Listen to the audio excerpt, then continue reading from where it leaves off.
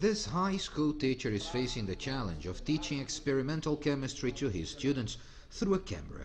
Good infrastructure helps. The school hired a professional video crew and set up studio classrooms for teachers to record their lessons or go live with students, just like Thiago Tassinari is doing now. Graças à infraestrutura que o colégio me ofereceu, está sendo possível fazer essas aulas remotamente. With the infrastructure the school has provided, it has been possible for me to teach remotely. Of course, it's not the same quality because this should be a hands-on class, but at least it's better for them to see the experience happening instead of just learning it in theory. In the beginning it was harder because we didn't know how this would work, but we noticed that also the teachers began to adapt to working through the video, and I think now we all got used to it. While Brazil's top private schools like Colégio Santa Maria have been investing heavily in distance learning to take the best education possible into their students' homes, public institutions generally don't have the resources to do it to the same extent, and often their students don't have access to the technology necessary to make the best of this experience.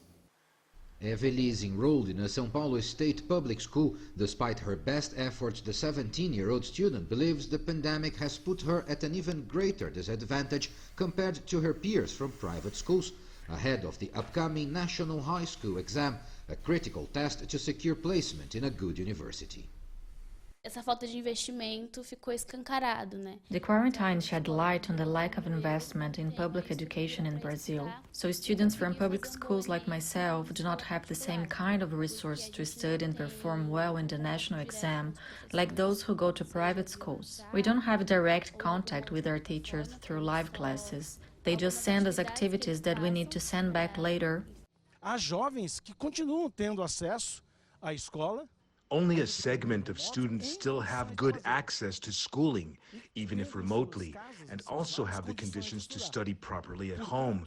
So we will highlight the difference between these students in aspects that do not have to do with their own efforts, but rather with the conditions of their families.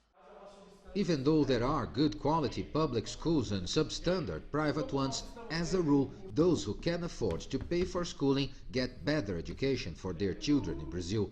These students, who make up about 20% of the total, account for Brazil's education gap and contribute to the country's social and economic gaps as well. Gaps that may be widening as a result of the pandemic.